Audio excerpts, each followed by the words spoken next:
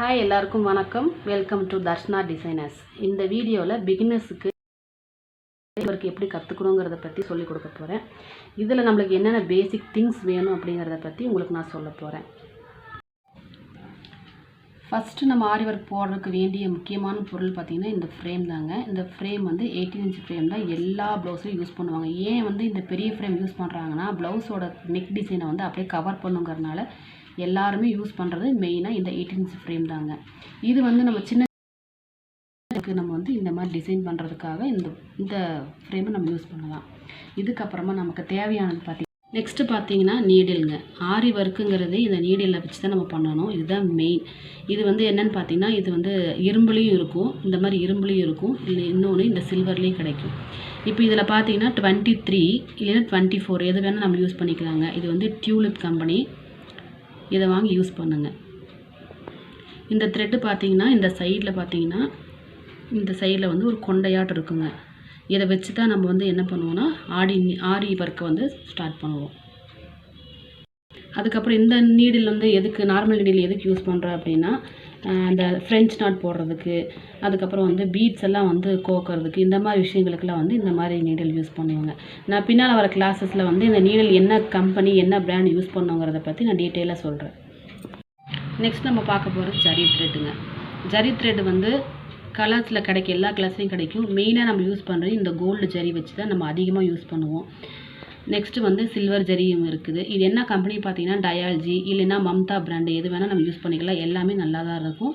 நம்ம யூஸ் பண்ணுறதுல மெயினாக அதிகமாக யூஸ் பண்ணுறது இந்த சில்வர் கோல்டு ஜரி வச்சு தான் அதிகமாக யூஸ் பண்ணுவோம். நெக்ஸ்ட் நம்ம பார்க்க போகிறது சில்க் த்ரெட்டுங்க. இந்த மாதிரி சில்க் த்ரெட் வச்சு தான் நம்ம வந்து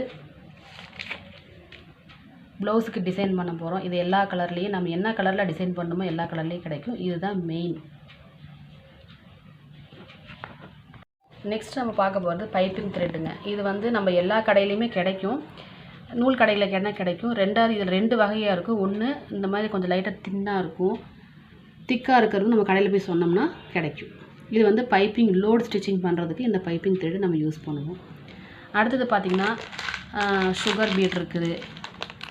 நெக்ஸ்ட்டு பார்த்தீங்கன்னா பால் செயினு, இதெல்லாம் வச்சு தான் நம்ம ஆரி ஒர்க் பண்ண போகிறோம். அதுக்கப்புறம் ஸ்டோன் செயினு, பால் செயினில் வந்து இந்த மாதிரி பெரிய சைஸ் பீட்ஸ் இருக்குது.